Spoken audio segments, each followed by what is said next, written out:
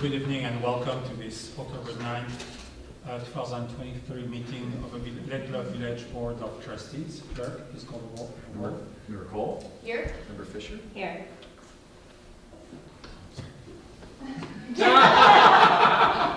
Old habit, sorry. Autopilot. Sorry. I was so confused. Sorry. Trustee Cole. Here. Trustee Fisher. Here. Trustee Freed. Here. Trustee Hatch. Here. Trustee Rabin. Here. Trustee Ryder. Here. Thank you. Please stand and join in reciting the Pledge of Allegiance. I pledge Allegiance to the flag of the United States of America and to the republic for which it stands, one nation, under God, indivisible, with liberty and justice for all. Thank you. Next on our agenda are consideration of the minutes of the September 27th, 2023 regular village board meeting. Is there a motion to approve the minutes? So moved. Second. Thank you. Are there any changes? This is so minor, and I could have had it wrong in my notes, but the young man who spoke, was his name spelled L-A-Z-O, or was it L-A-Z-L-O? I just was noticing that the spelling could be incorrect. I'll ask Roz. Thank I'll ask you. his mom. Yes, please. Yep. I would concur with that as well. Thank you. Are there any more comments to the minutes? Thank you. Clerk, please call the roll. Trustee Ford. It's a voice vote. All in favor? Aye. Anyone opposed? The motion carries. Thank you very much. Next on our agenda are the non-agenda items and visitors. The village president and board of trustees allocate 15 minutes during this item for those individuals who would like the opportunity to address the village board of trustees on any matter not listed on the agenda. Each person addressing the village board of trustees is asked to limit their comments to a maximum of 5 minutes.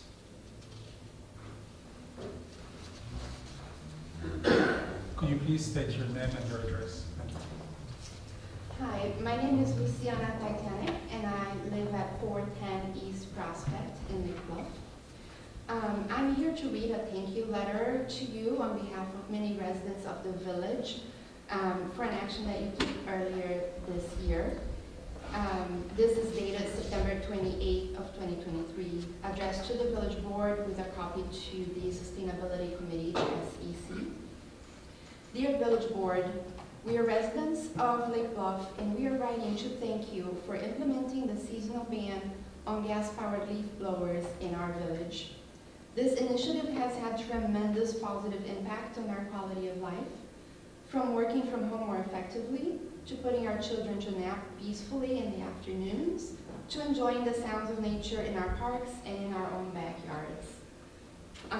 That was throughout the end of spring and the whole summer. In addition, none of us has had to breathe the toxic fumes released by these pieces of equipment. The impact was also sharply felt by those of us who take frequent walks in Lake Bluff and Lake Forest. While the walks were peaceful in Lake Bluff, a stark difference was heard and smelled as soon as we stepped foot in Lake Forest, where gas-powered leaf blowers are still allowed year-round. Thank you for taking the lead and being bold with the action of the seasonal ban. It has become clear to many of us that landscapers were able to adapt rather quickly to this change for the duration of the ban. We have noticed that even those that are small family businesses have adapted. However, we are already seeing landscapers bringing gas-powered leaf blowers back into use in our village, even before the end of the seasonal ban. In the past week, or today I should say, in the past 2 weeks, it's been disheartening to lose the peace and quiet we gained this summer. We strongly urge you to make this ban permanent and year-round starting next year. Sincerely appreciative Lake Bluff residents. Enclosed, I have 25 signatures, but I want to tell you, I had this letter out for signatures for just a short period of time. In the past weekend, I've heard from so many other people that they are appreciative and that they are really thankful for this. So I wanted to come and thank you in person. I know you have the original of the letter and you're going to get a copy from Drew. But I wanted to come in person and thank you. So thank you for your time. I will answer. Thank you. Thank you. I will answer your speech.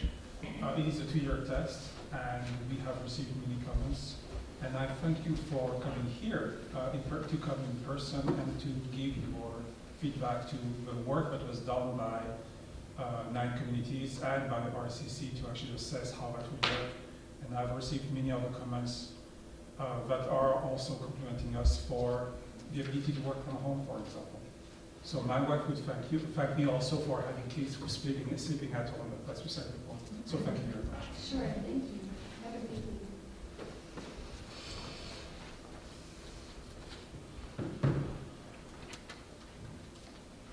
Are there any comments, additional comments online? If anybody wishes, we do have a couple of folks participating. If they want to make comments for anything not on the agenda, please raise your hand. You can be recognized. Doesn't appear that anybody is. Thank you. And I say we move forward with item 5.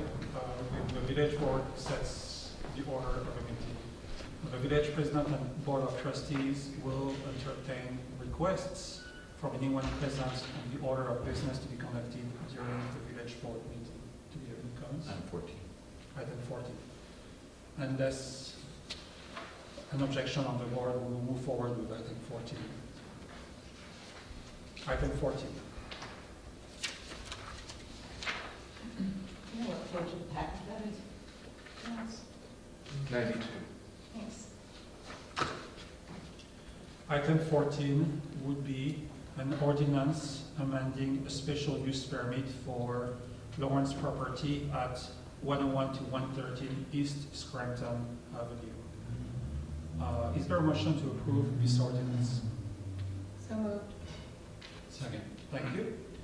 On August 25, 2023, the Village of Lake Bluff received a zoning application concerning the previously approved Lawrence Pub at 110 to 113 East Scranton Avenue. Lawrence Pub has yet to be constructed and has received 2 special use permits extension from Village Board, where the permit must be obtained by April 11, 2024. Since the initial approval, the applicant has refigured the floor plan and is now requesting to decrease the floor area of a building tenant space by 215 square feet and increase the outdoor seating area by 296 square feet. The applicant does not expect the overall number of seats, including indoor and outdoor, to change. On September 15, 2023, the applicant submitted a letter requesting that Condition 1, construction of public parking spaces requiring 3 stalls from the original ordinance be removed, as the village has since passed Ordinance 2022-28, allowing CBD businesses to continue using the same amount of off-street parking after changes in use. Due to this change, the applicant is requesting not to have to install 3 additional spaces. On September 20, 2023, the PCZBA held a public hearing regarding the request and unanimously voted 7-0 to forward a favorable recommendation to the village board. On October 3rd, 2023, the ARB reviewed the proposed architectural modifications, heard what residents concerned about noise and hours of operation, and unanimously voted 6-0 to approve the changes. Comments on the board? If I may. Mr. President, in the packet in front of you, the additional items, there's an updated version of the special use permit ordinance. I just want to highlight for you those changes are very, I would say, clarifying that this is not a brew pub, but rather a restaurant and drinking place classification under the village's zoning code. There was brew pub languages inserted there after that went through the zoning process, and that was just I'll call it a typographical error. There's nothing changed in that regard. Additionally, there's an added recital to clarify that this did go through the ABR review process as well. So those are just the 2 changes I would note. Thank you. Mr. Lawrence, would you like to complement the write-up? Or is there, has everything been said in that change?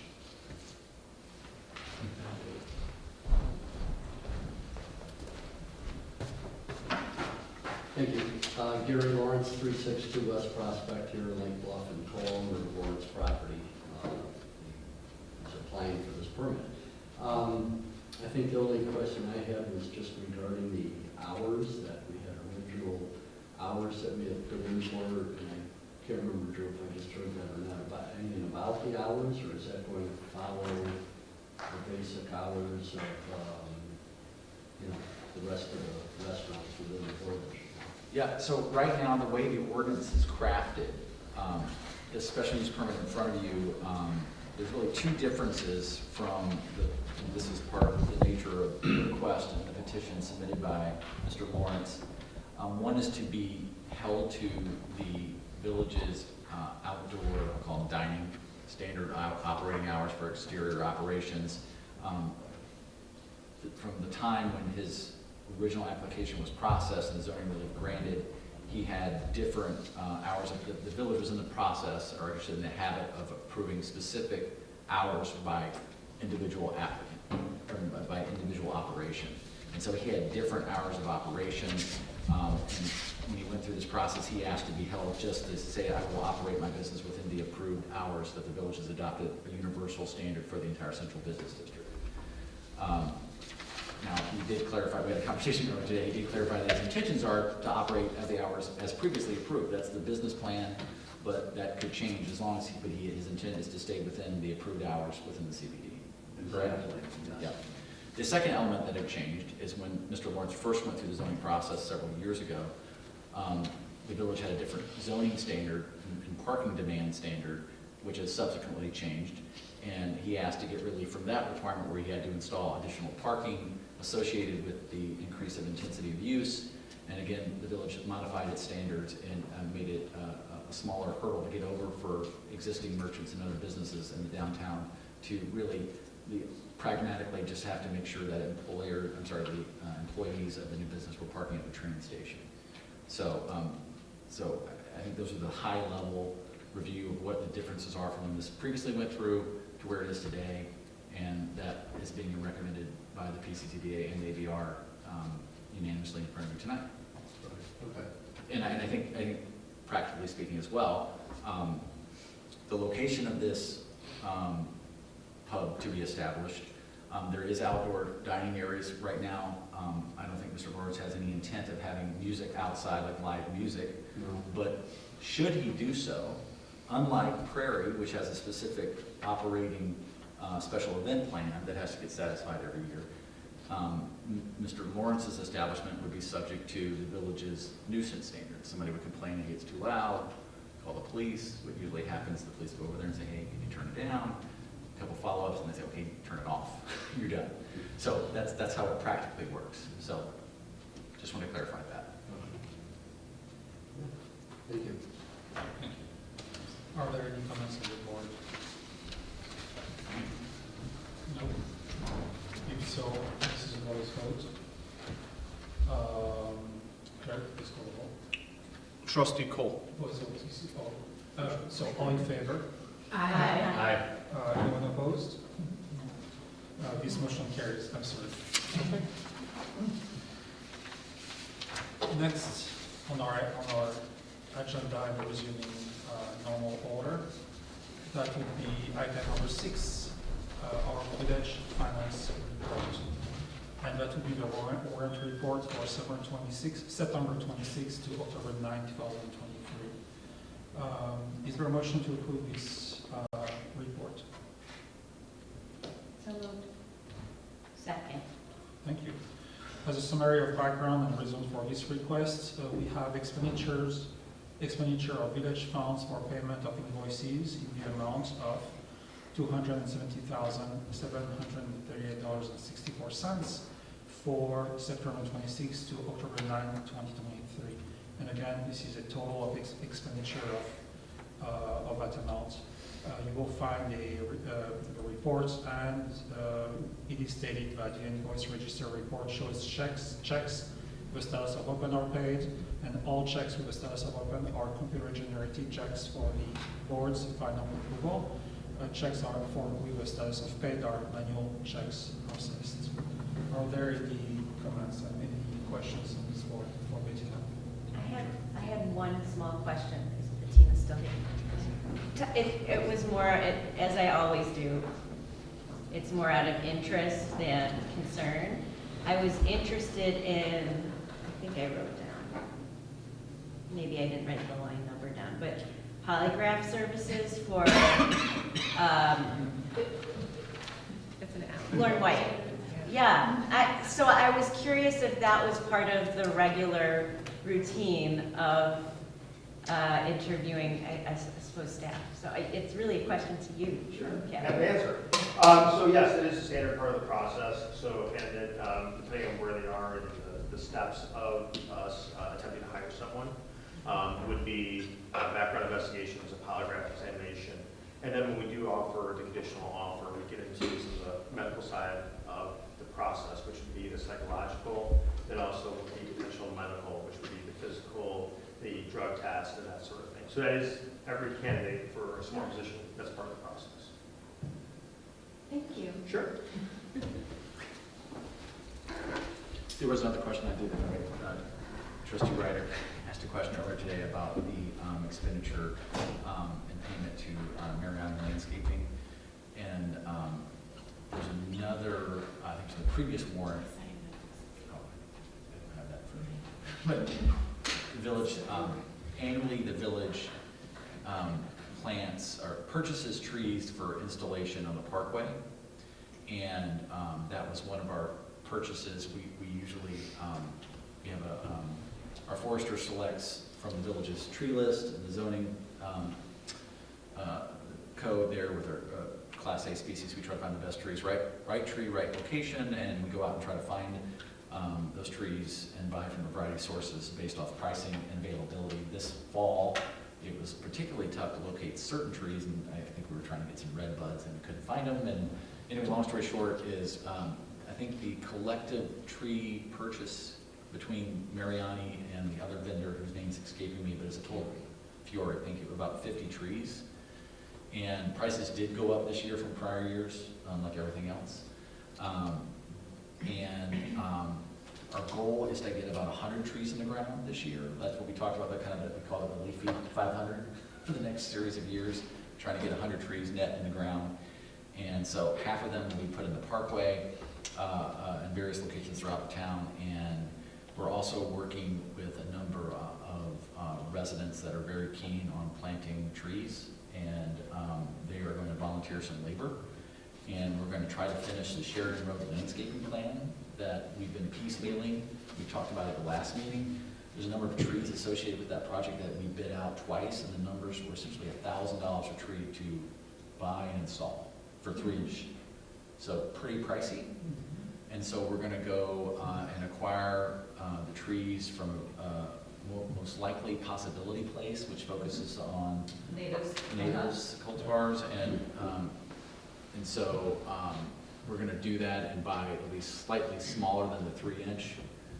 And I think about 15 gallons is what we were going for. If they have those also, again, trying to ensure survivability is the key part, but plan it ourselves, so to speak, with volunteers and public works, and try to just complete that plan this year, and that'll get us to very close to the 100 number. So the 6,300 is half of the order? it's about 30 trees. I'm sorry, about 25 trees. 25 trees? Yep. And they were 3 inch? They were close to, Bettina's going to give me, I can give you exactly, but they vary by species and what they get when they dig them up. That's the purchase and the planting? No, that's just buying the trees. It's just buying the trees? Yeah. So the line item that says landscaping, there wasn't any landscaping? It's not It's the purchase of installation, the trees? no. It's Okay. just the materials, landscaping materials. I see.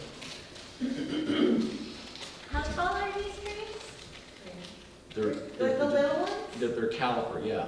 Well, these are larger. These are the larger traditionally, they're probably anywhere from 12 to 15 feet in height. Right, but right now, as like saplings, are we talking like sturdy, or are we talking like the ones that I can buy at the farmer's market from?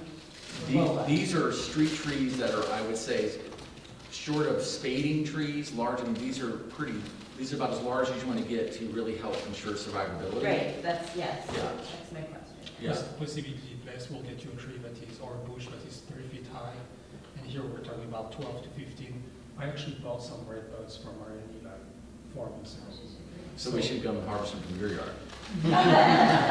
So, but no, those are trees that are going to survive. They're really Yes. great. Gotcha. I know that last year with that same group of concerned citizens, we individuals planted on their parkways too. I guess I exceeded the rate of survivability because both of mine survived. So I think you were estimating last time I heard the report that only 70%. It's actually about 64% ultimately. And now that's also, some people did part in the park, put in the parkway, they didn't put it in their backyard. Oh, well, does that count as survived or not survived? Well, we didn't know that, and we can't go in their backyard, right? But they were supposed to put it, but so that's, it was a dry summer, so people just lost, and we were chasing watering where we could as well. But yeah, we talked about that, and is that, is that acceptable losses? We don't anticipate losing many, if any, of these larger trees. So these are the size that are commonly planted for parkway trees that we have a very high success rate with. It's not perfect in certain locations, like for example, Block 1. We tend to struggle with Block 1. Those tree wells, ever since they were installed, if you look there, those trees look pretty puny. And it's because we end up replacing them about every 2 to 3 years because the conditions in the soil, they're really small tree wells. And I think the new plan that the village has put together have much larger tree wells for trees to increase their odds of survivability. But yes, generally speaking, so let me go, Bettina kind of pulled the Mariani. There's 10 3-inch, it says. 3-inch in diameter. Yeah, there's 2-inch ginkgos. These Latin names. Yeah. My botany taxonomy is limited. Yeah, I was curious about the numbers and. Yeah, but it's, the one is like about $265 per unit. This is, again, no tax on it. It's $335 a unit, $341 a unit, but that's, yeah. Okay. Well, we need to continue to push on that, and hopefully that kind of expenditure will have a high survivability rate, but there's others. Yeah, the others, generally speaking, those smaller, like possibility place trees tend to do better in terms of survivability because their adjustment period is shorter, there's less shock with the transplant because they're so small. Yeah. But part of, I think, some of the feedback that we received from last year's efforts was, these look like Charlie Brown Christmas trees, or, that kind of criticism, like, I don't want a whip in my yard, I want a tree that looks like a tree. So some of those people. Not your yard. Well,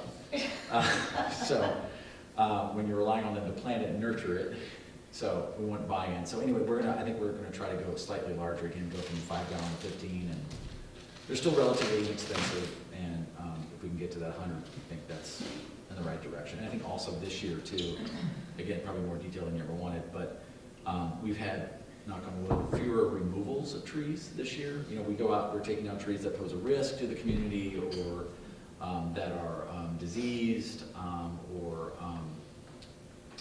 sometimes residents can really want to get a tree removed from their parkway. Maybe it's a hickory tree and it's dropping on their vehicle, or it's a safety concern, those types of things. We try to discourage those types of removals and keep pushing them. But again, this year we've done pretty well, and I think it was less than 20 removals altogether this year, which is pretty remarkable given that we literally have had hundreds of trees removed when there's been very diseased, like in the last 4 years and so forth. So it's a good year in that regard so far. And those get planted then by Public Works? Is that how we? These, yes, Yeah. they're already spoken for. I mean, like, there's not usually people are on a waiting list for like, a year to 2 years who said, hey, I love the parkway tree, provided it's of size, so. Thank you. Yep. And I'm going to sound like a broken record, and Suzanne, but we are investing in our next generations, and trees are always good for our community. So thank you very much for what you're doing. I just want to say, I love Lake Bluff's commitment to trees. I think it's fantastic. Thank you. Yes. Are there any more questions on these warrant reports? Hearing none, It's a roll call. Rafi, please. Trustee Cole. Aye. Trustee Fisher. Aye. Trustee Freed. Aye. Trustee Hatch. Aye.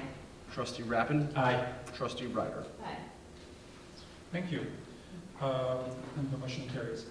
Next is our village administrator's report. I have no report. Thank you. And followed by our village attorney's report. No report. Thank you. And I have no report as well for tonight. We have next on our agenda our consent agenda, and that would be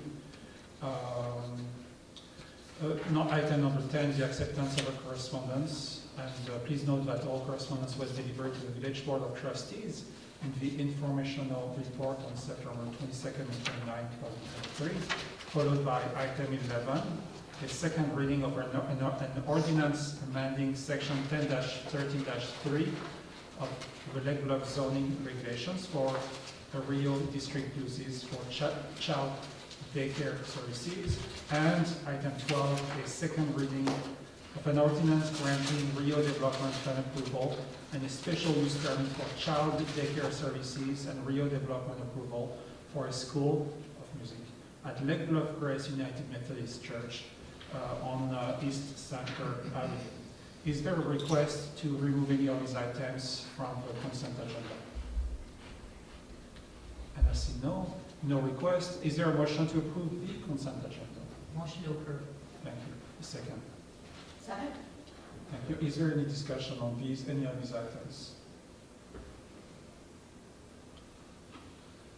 Hearing none, clerk, please call the roll.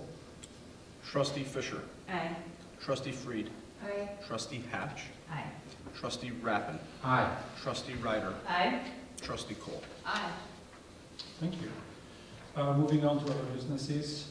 Next item is item 13, a resolution approving a termination and release of a conservation easement and area at 201 Northwest Road. Is there a motion to approve this resolution? So moved. Thank you. Second. Kenneth and Amy Aldridge are the new owners of a property located at 201 Moffett Road and are planning to construct a new home on this heavily wooded lot along the ravine. On October 2nd, 2017, the village approved and recorded a plat of subdivision for the property called the Magnus Conservation Subdivision, as also named the plat. On the plat, the prior owners of the property received a conservation easement for the benefit of the village and a conservation area as their own initiative, not at the request or as a condition of approval from the village. This transpired at the same the village and the prior owners of the property reached an agreement that granted the village use of a permanent easement to complete the Moffett Road Land Bridge and Culvert project. At this time, the Aldridges are asking the village to terminate and release the conservation easement and area. The village attorney has prepared for your consideration a termination agreement to release the conservation easement area. To date, the village has no knowledge of the easement ever being finalized. Are there any questions to Peter or Drew on this item? I have a couple of questions. Is it correct to say that we're releasing a conservation easement if we have no evidence of conservation easement ever having been filed? Is that a misnomer? Is there anything to release? The plat says conservation easement, so the current owners wanted that released, and they wanted any implication that there was a conservation easement. Technically, you read the documents as I did. The agreement that the agreement that allowed for the conservation easement just says it'll be placed on the plat, and then at the owner's option, there'll be an agreement establishing the conservation easement. The prior owner, or maybe it's the current. The prior owner never did that. It was their option. So technically, you're right. There is no conservation easement, but the current property owners wanted this belts and suspenders to make sure that there was no implication that it ever existed or that it does exist. So ought we be passing a resolution that says we're releasing a conservation easement if we don't think one exists? I had the same question. Yeah. I mean, a release, is there another, maybe more appropriate document other than a release that would clarify the village doesn't believe the easement exists to begin with? I have no problem revising these documents to do that, if that's the board. I don't think there's, I understand your point, so I have no problem revising it. Yeah. I assume the current owners will be okay with it. And the Maybe. resolution allows the removal Yeah. of it from the plat so that there's no Right. complication, so it still alleviate their need to have a plat that doesn't have. It seems like a new plat's gonna need to be, if this is a plat on record, don't they need to refile a plat? Yeah. That seems Which I to think we're me. going to, correct.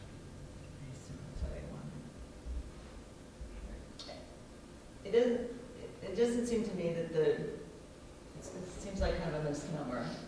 Either there's a conservation easement or there's not. And what we're saying is that we are voting to clarify that we don't think there ever was one in effect. And I think we need to see the new plat. Is that a zoning issue or no? How does a new plat get filed? Typically, that would be through a subdivision process. But people can record things against the property. The idea of if that, I get, this is a legal question, Peter, but the idea that if the easement is extinguished completely, whether it was created or not, if it's gone, and that those words need to be removed from the plat, and the village was the beneficiary of Right. that, if they have that in hand, they can walk and then, I don't know they would take any further action in the village to clarify or record a plat that shows that conservation easement is gone. It's a 5.8 acre property. And so, and it looks like, just from this visual that you provided to me, 4+ acres appear to be under the conservation easement. So at the very least, we want the county assessor to know what's under easement and what's not. It seems like a significant difference. So I guess I'd like a little bit more clarity on what exactly we're voting on and what rights and obligations we have that we're choosing, good reason to forfeit, and then I'd like some certainty that the tax records and other records are corrected for a 5.8 acre property. Yeah, I guess the idea of what rights the village had or has, the idea that the property owner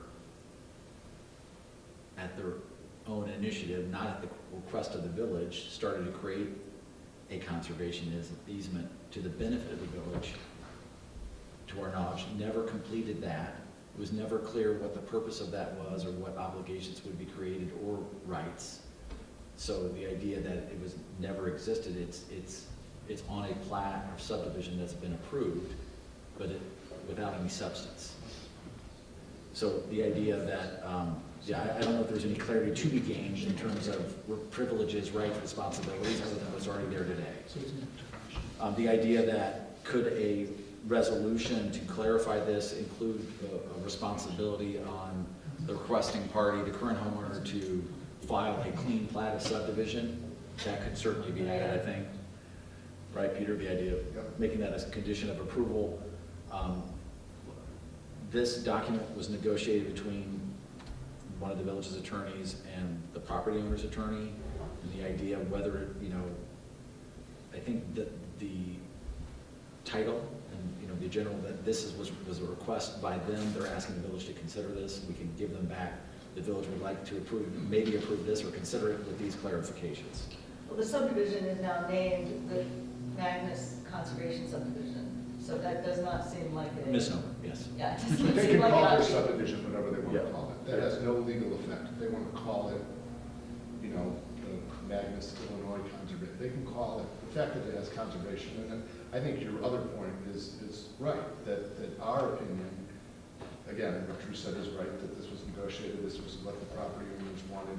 We kind of thought that it's belts and suspenders, but I get your point, I don't disagree with it, that having that on the plat as conservation easement when nothing was ever, there was never a conservation agreement recorded or prepared, which was, again, that in and of itself is not a violation of anything, because the original agreement put that authority to decide whether there was going to be a conservation easement with the owner. The village was not allowed to force that. So I get your point that if we're going to go forward, we should make sure we're not acknowledging that there was a conservation easement, but that they've requested that this words conservation easement on the plat be removed, and that should be fixed on the plat, and these documents should actually reflect that. No disagreement. Surprised that there's no restriction on what somebody can call a subdivision. You mean naming wise? Naming, yeah, XYZ. I mean, we could all, I mean, the subdivision. village could say, Just seems like a misnomer, and we don't want people to call something a conservation subdivision if it's not in fact a conservation subdivision, do we? but there's conservation subdivision has no legal meaning. Conservation easement does, Yeah. but yeah. conservation, and by the way, we do approve the subdivision plat, so I suppose So, a name came before maybe you. a different said- name. Right. So I recognize that there might be more work in recycling, so I would really like to entertain the motion for continuation of this vote. So moved. Second. All right, thank you very much. All in favor? All in favor? Aye. Anyone opposed? I don't know if there's any other comments from board members, so, What's that? I didn't know if there's any other comments from any other board members on that particular item. I feel trustee Ryder covered it. We'll see. Are there any other comments from per Drew's request? Are there any other comments? Seriously? Questions?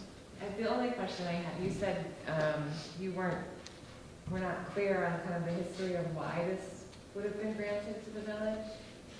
Or that the idea was put into these documents? I mean, we don't have any idea? No, or- there is the idea, so when this, going back in history, it feels like it was a million years ago, but it's 2017, the village had been working for several years to plan rebuilding the Moffett Road land bridge. So when you're going down Moffett and kind of meanders through that and snakes through that, that's a land bridge that was built a long time ago. There's a huge culvert which moves stormwater from west to east to Lake Michigan.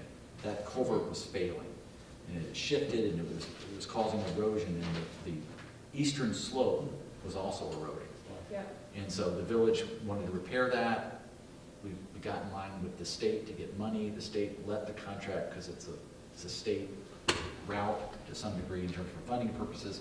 So all that happened, but we needed easement access rights, both temporary and permanent, to maintain this structure. And so the neighbors to the north, the Magnuses, and also the neighbor to the south, their names escape me, but we went and negotiated with them and said, hey, we need to get access to your property for now to do the work and then to maintain this. And so we reached an agreement, and one of their conditions of giving us those easement rights was that we clean up on the Magnuses side work that was done at the end of the cul-de-sac further east half a century ago that they felt like was not surviving well. So we went and cleaned that up, and we also, one of the requirements they said is, and by the way, we want the ability to put a conservation easement on our property. I said, fine. But that was as far as it went, and that was part of the conditions of approval that they wanted to have in there. The village board approved it. And so in the sequence of that board meeting back in 2017 was approving a temporary and permanent easement agreement with the Magnuses, then approving it with their neighbors to the south, and then approving by resolution the Magnus Conservation Subdivision plat with no agreement attached. That's what they submitted and they asked us to approve. That's what was approved. And that's as far as it went from the village actions or review of anything, so that's the history of it. So the prior owners wanted to Have the, have the easements in place so that the village can maintain. No, the prior owners, and by the way, the prior owner was very persnickety about this property. So this was the end of a very long negotiation. The prior owner granted us this easement to make these improvements, Right. and then said, wait a minute, I'm granting you this easement, but that doesn't mean that it says in the agreement, that I can't grant other easements so long as they don't interfere with your easement. Okay. So that concept is fine. And then she said, including, I want the right, if I decide to do it, to establish a conservation easement in the area. To on top include of the village's, easement that is depicted on the plat as a conservation easement. So she reserved the right to create a conservation easement. She never did it, but she wanted to make sure that there was nothing in this agreement. Again, it was all like, it was one thing after another reservation.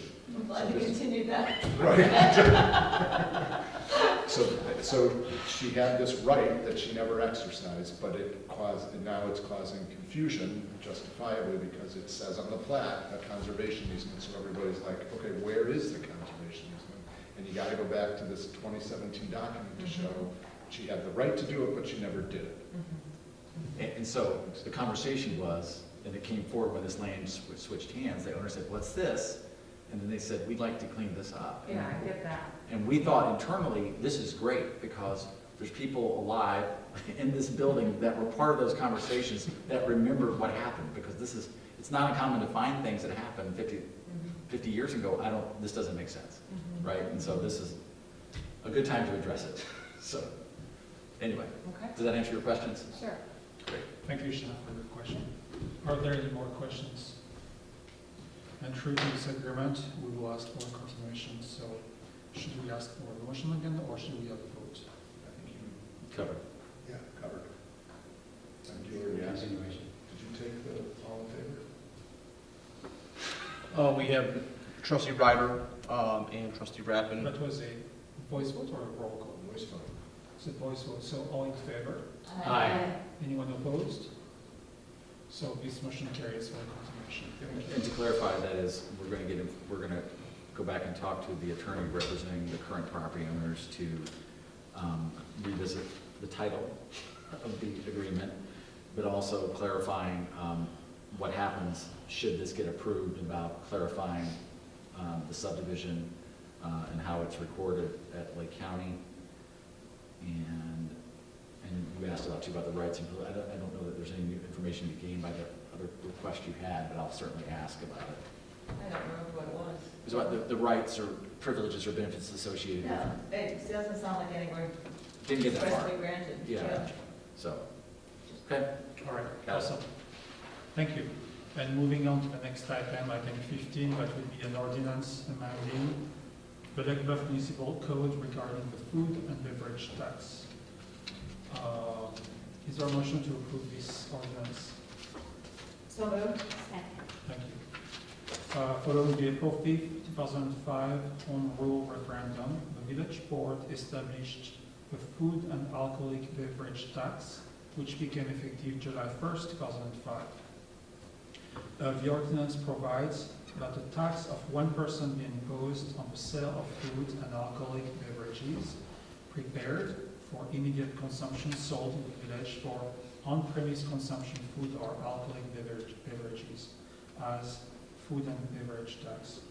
The food and beverage tax is levied at a percentage rate of the purchase price of each sale and is in addition to all other taxes. The establishing ordinance and village code have long been interpreted to include all food types that are prepared for immediate consumption on premise as taxable. The amending ordinance provides clearer definitions including any solid, liquid, powder, or other food substance used or intended to be used for human consumption which has been prepared for immediate consumption, and any beverage used or intended to be used for human consumption which has been prepared for immediate consumption. including but not limited to prepared coffee and tea products. As a reminder, this source of revenue represents about 1.3% of the general fund revenue.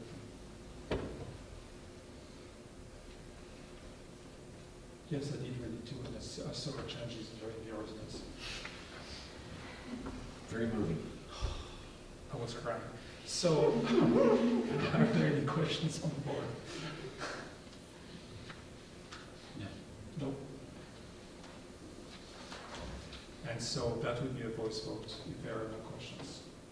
All in favor? Aye. Anyone opposed? And the motion carries. Thank you very much. Next would be our trustees' report. Are there any reports tonight? I've got a quick one.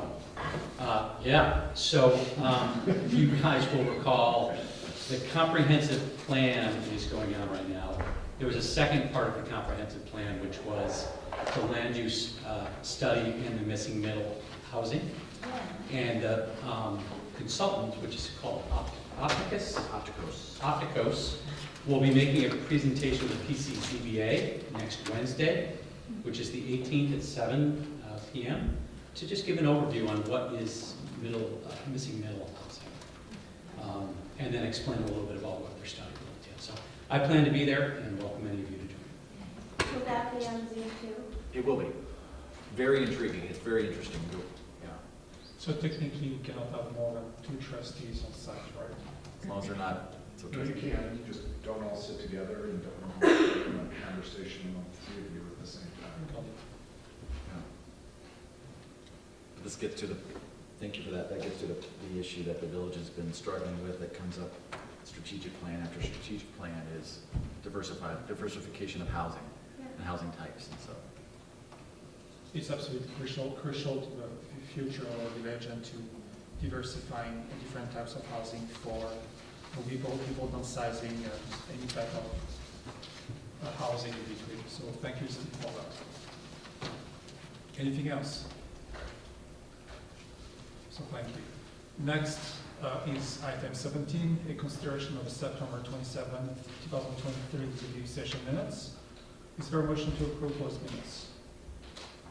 Move. Second. Thank you. Are there any changes? Thank you. Clerk, please call the roll.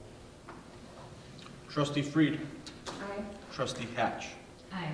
Trustee Rappin. Aye. Trustee Ryder. Aye. Trustee Cole. Aye. Trustee Fisher. Aye. Thank you. And I understand that we have next an executive session.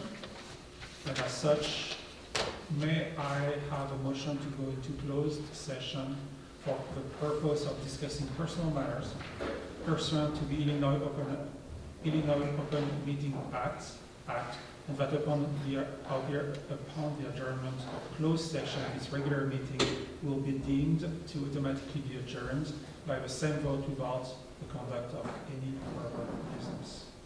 Motion to go in session. Second. This is a roll call. Trustee Hatch. Aye. Trustee Rappin. Aye. Trustee Ryder. Aye. Trustee Cole. Aye. Trustee Fisher. Aye. Trustee Fried. Aye. Thank you. Thank you, Clerk. This concludes the open part of the village board meeting. Thank you to anyone in attendance. Have a great evening.